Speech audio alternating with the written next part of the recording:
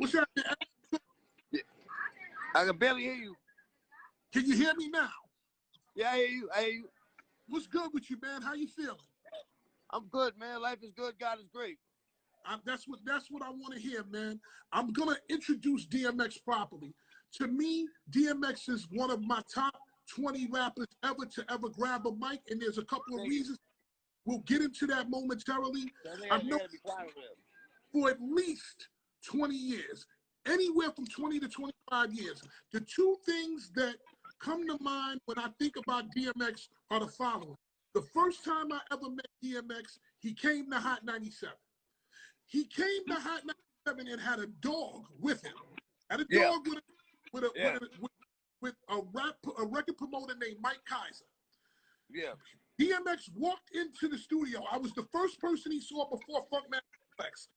Mike Kaiser said, "Fatman, this is the dog, DMX."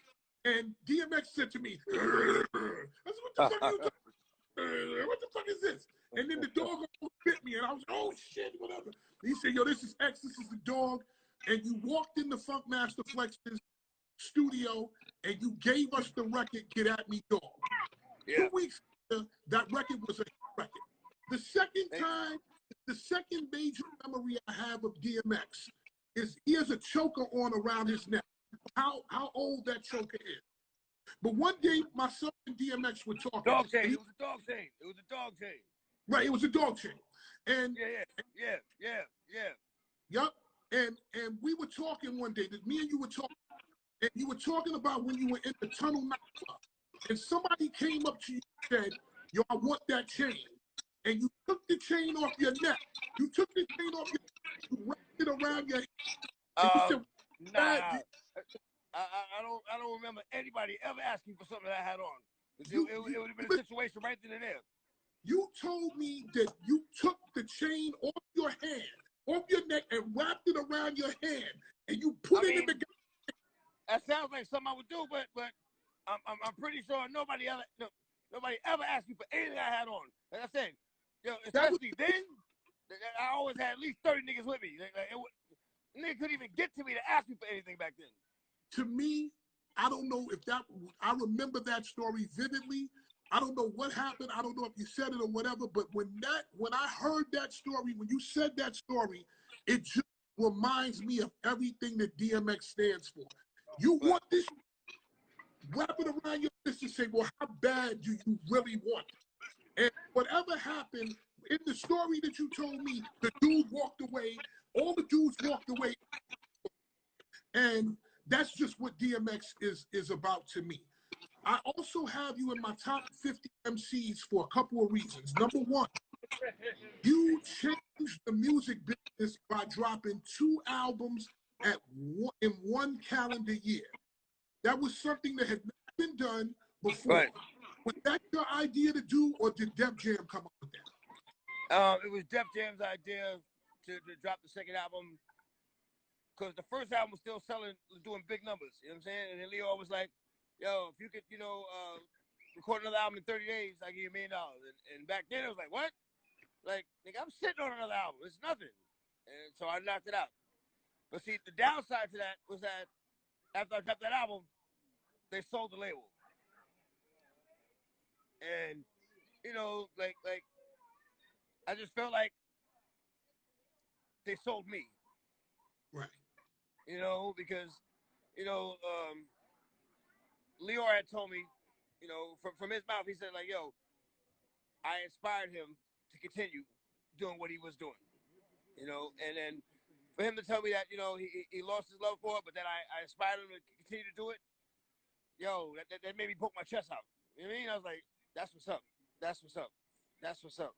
And then when they sold the label, I'm like, damn, like, but it wasn't anything to stop me from doing what I was already doing. You know what I mean? Put out that music, doing them numbers, because I love what I do. I love what I do.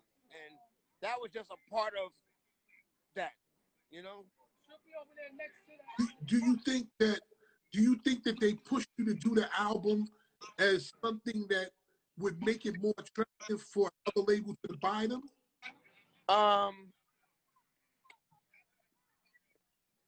Pretty sure it was, but like I said, it really didn't matter because I'm gonna do what I do. You know, it's make the music, you know, bang them joints out, crank them out, and you know, it's coming from a real perspective. I'm from Harlem, and I always saw you in Harlem. I always saw you in Harlem. Yeah. I always saw you riding around with the bike. Who was the person whose idea it was to connect bike culture with DMX? To do what? To connect the bike culture, riding bikes, ATVs, and all of that. DMX.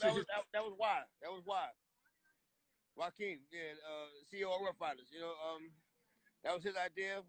And I'm with reckless shit all day. You know what I mean? So I'm like, okay, yeah, that's what you want to do. Let's get it. Let's get it. Let's get it. A lot of people don't know that the scene from the Joker, when you're on the steps dancing, we did that in the Anthem video 20 years ago. You know what I mean? 20 years ago on them same steps, had a nigga ride up and then down. You know what I mean? Like, you know, we had that location already. When I think of DMX, these are the things that I always think of. I think of manly. I think of fearless. I think of unafraid. I think of do it solo. Has there ever been something that? Is there what? I think of certain things. I think of someone who's never afraid.